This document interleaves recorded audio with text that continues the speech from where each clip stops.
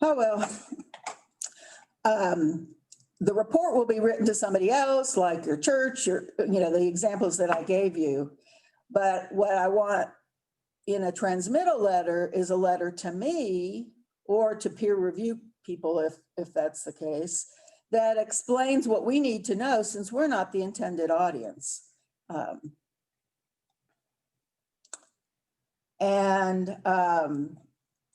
Technology. So the primary technology we'll be using in this is the library databases. And of course, ethics, the primary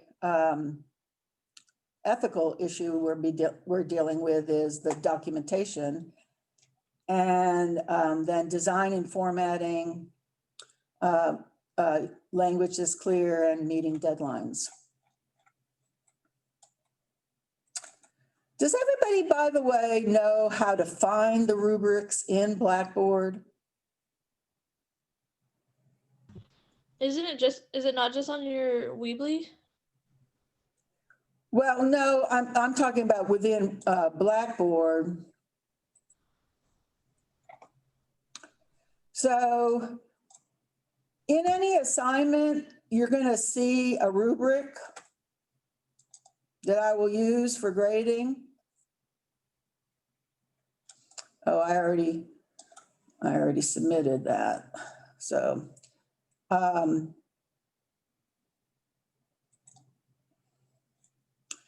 so when I've graded something, and in the grade box under my grades, you will see view rubric. And if I have used the rubric to evaluate, you'll get check boxes at wherever I put it that shows how it gets there. Now I use percentages on the rubrics. That's why we get these bizarre point values. And I can't figure out a way to get Blackboard not to show to the 6th decimal as it does. So, but that helps you see what's going on. And these percentages are the percentages of the whole class. When I grade something, and I guess I haven't graded, so I'm looking at my student sample who I grade.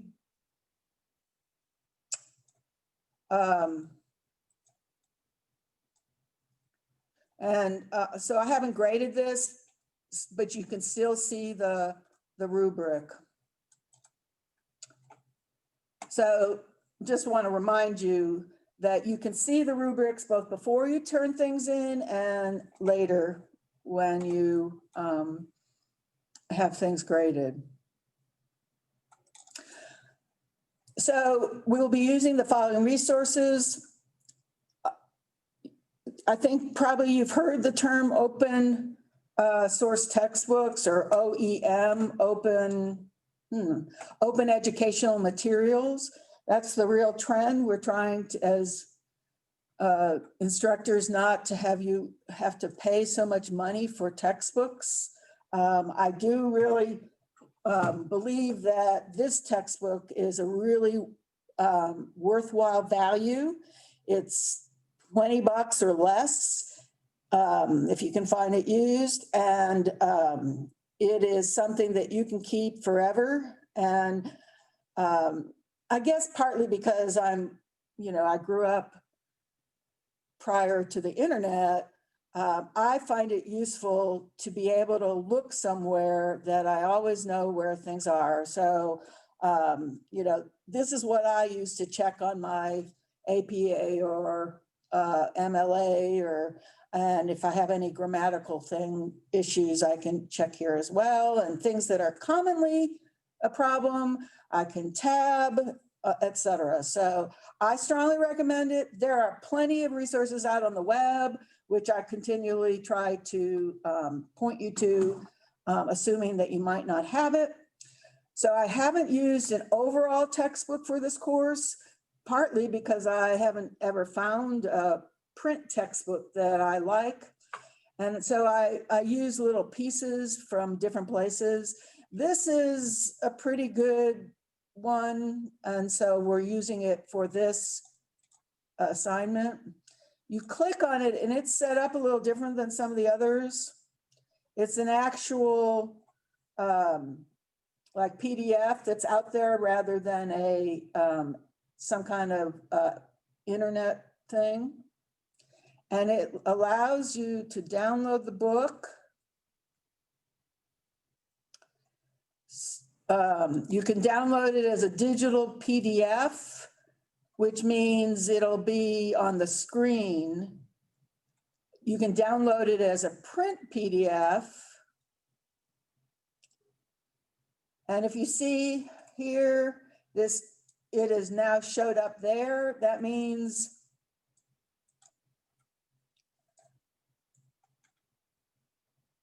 I can actually hopefully open it up. And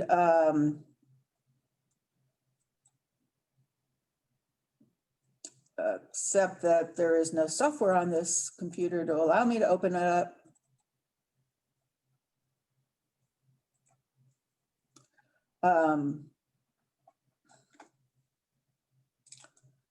At home, I would have something.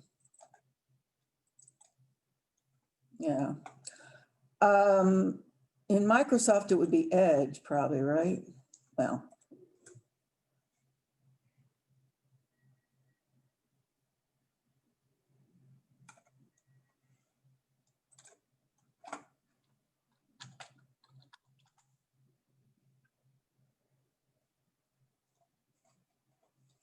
Well, it hasn't been downloaded either, but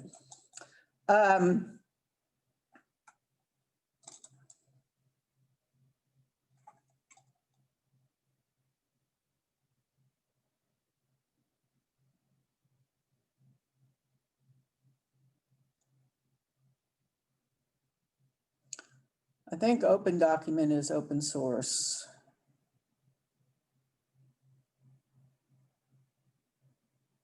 Well, in any case, you can look at it. So there are ways to download it, and depending on your setup at home, you can try to do that so that you have it sort of permanently, but you can also just read it online.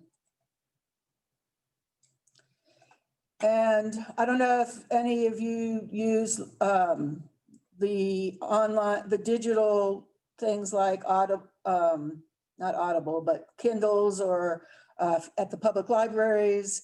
And it's very similar to that. And so you just pull on the contents and you see all these different chapters and you read the chapter I asked you to do. Okay. So going back here, write to a real audience about a real issue. Note in the examples above, the reports are written to real audiences. There must be someone who could do something about the problem if you persuade them well enough. You do not have to give the report to the audience, but I hope you will consider doing so. Whether you end up giving it to someone or not, you should be thinking about the actual audience, not me, as you make decisions as you write. So the report that you did, that you're about to turn in, that is an informative report. You are informing people about writing in a discipline or profession. This is a persuasive report.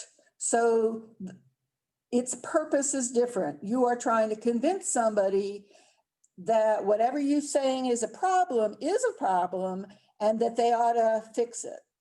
Now, your particular topic may be just convincing somebody it's a problem, or it may be convincing someone it's a problem and that they should do X to fix it. Or it might be everybody already knows this is a problem and this is something X we should do to fix it. Sometimes it's not a problem per se, as in something negative, but it's just something that has to be addressed. So sometimes people just need to make a choice about which software to purchase. So you can make a recommendation report about the problem of picking some kind of software. And you look at all the different software and then you recommend a particular one. So think of problem more as sort of an issue that needs to be addressed. Genre. So your report will probably be unsolicited. We can talk about when you're writing to organizations, which is what this kind of invites you to do. There are two basic possibilities. It could be a solicited report, as in this organization has said, we need to figure out X. Why don't you try to do some research and answer that question? That would be a solicited report. The opposite is an unsolicited report. That is, you come up with something and you decide that you are going to try to persuade somebody of something. They have never heard of you or seen you, or maybe they have, whatever, but they did not ask you to do the report. That case, it's an unsolicited. And then, so this is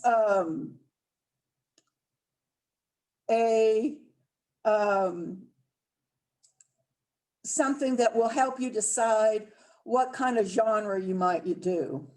So it may end up that the report is done as a memo, which is what I did in my sample one, because I'm an employee of UALR. So I was writing to the administration of UALR, and I was writing to them to try to get them to change something, to reinstitute the Trojan Transit. So I just did it as a memo. It was a relatively long memo, but basically it was a report in a memo form. You might also do it in a letter form, and you might also do it in the report form, kind of like what we were looking at for the previous assignment. Let's see. Here's some discussion about persuasion. I'm not going to read it because I don't want to get into the details about that, but here,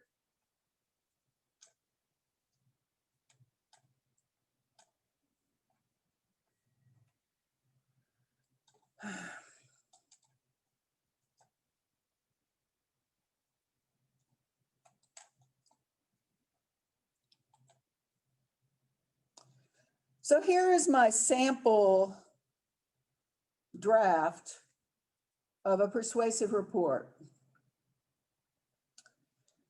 And it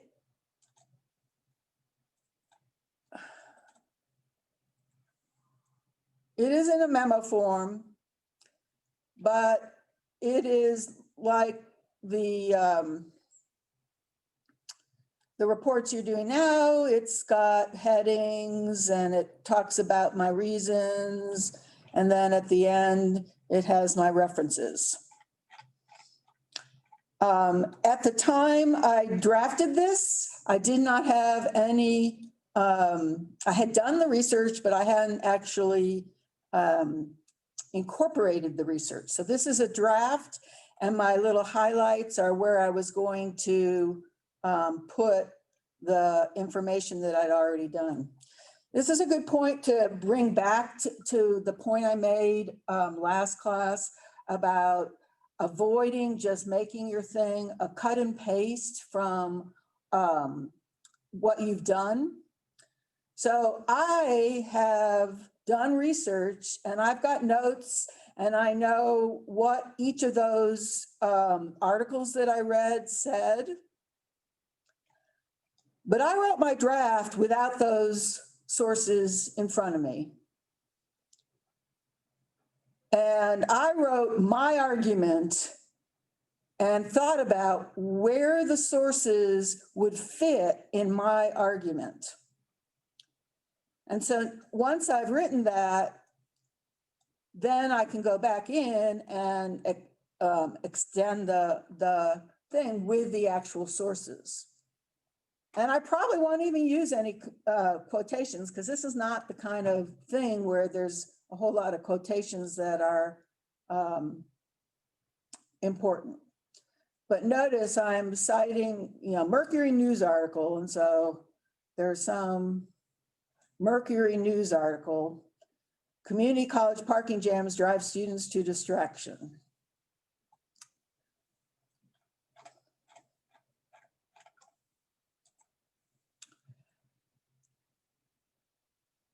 So here's the research component.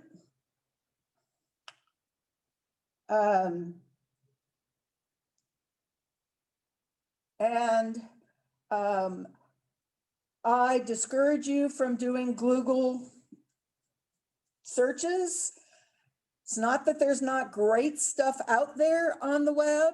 It's that there is so much stuff out there on the web, and it is difficult, especially for beginning students, to sift through all these things out on the web. This is why I did not encourage you to do stuff out on the web for the previous one. I suggested, here are these organizations, maybe you can narrow to that. The term they're using nowadays is curate, that somebody curates, they select stuff. So the whole point about a library tool is that the library curates the sources and suggests that those are in fact legitimate, credible, qualified sources. And the trouble out on the web is everybody can post everything. And, you might find something that's pretty good, but you may completely ignore the really good stuff that's out there. So here are the associated assignments. This is going to be changed.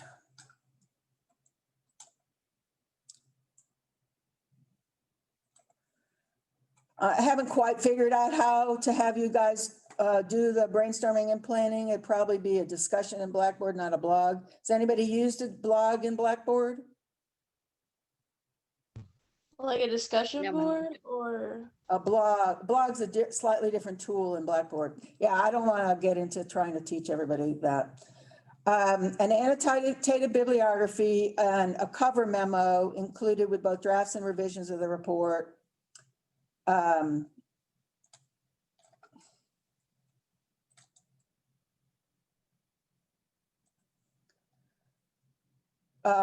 This is all the logistics I will clarify, but these are the things that you need to be thinking about. The annotated bibliography, this is explaining it. And then I've linked an example annotated bibliography. All right, there are lots of questions I'm sure you'll have as we go along the way, but I wanted you to have sort of a sense of the target and so that you can start thinking about it. Questions?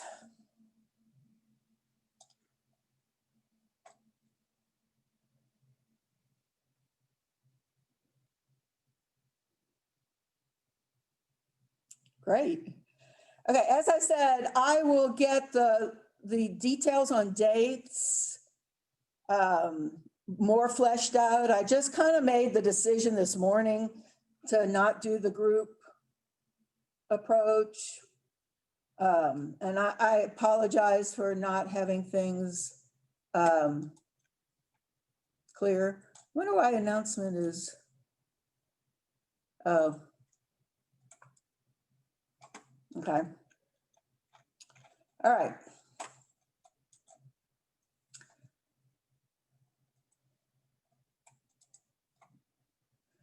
So here's back on week 10. Here is an overview of this whole assignment. A persuasive proposal or recommendation report. The focus, the types of objectives that you're supposed to be learning are learning to write to audiences, designing effective documents to facilitate how audiences read and use these documents, and then researching and documenting sources. Those are my primary goals. And then we'll add this rhetorical concept of strategies for persuasion.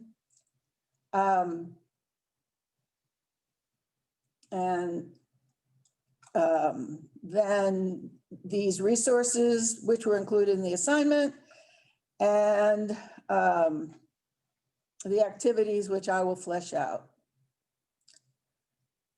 And in the Weebly thing, it's under major assignments number 4. And I haven't yet made any changes to the Blackboard shell, like the assignments and stuff. So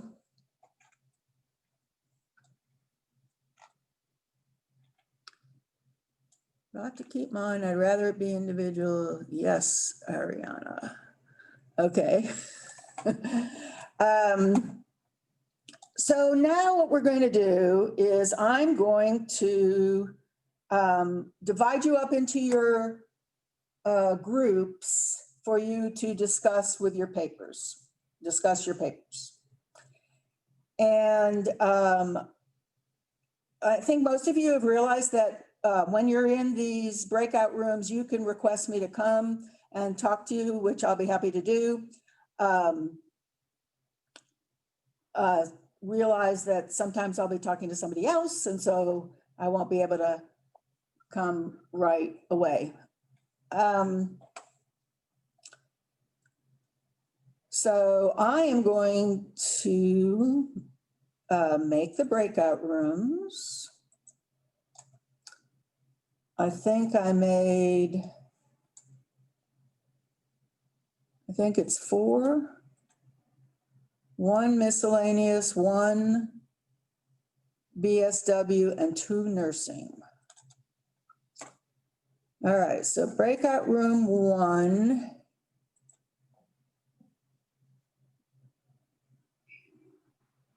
Oops. Nope.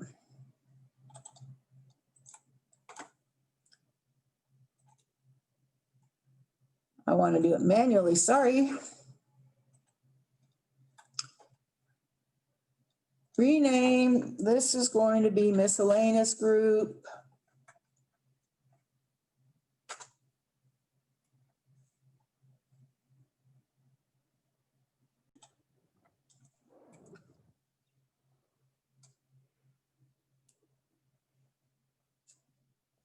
Hi.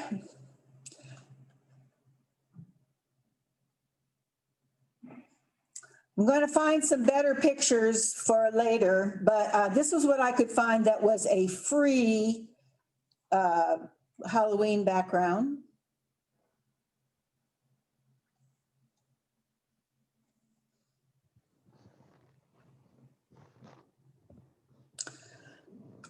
So for Thursday, please read the week 10 material and the assignment and start thinking about a possible topic. And we will talk some about that on Thursday. And of course, also finish your report, which I have changed the deadline on in Blackboard, and it now should say on the 29th. Any questions? Is the deadline, I know it's for Thursday, but is it due like around class time, or is it at 11:59? It's 11:59. Okay. So in class, if you have some last questions, you can ask them at that point too. Okay. And I will talk a little bit about proofreading, which is always something we forget to do. Any other questions? Well, have a great couple of days. See you later.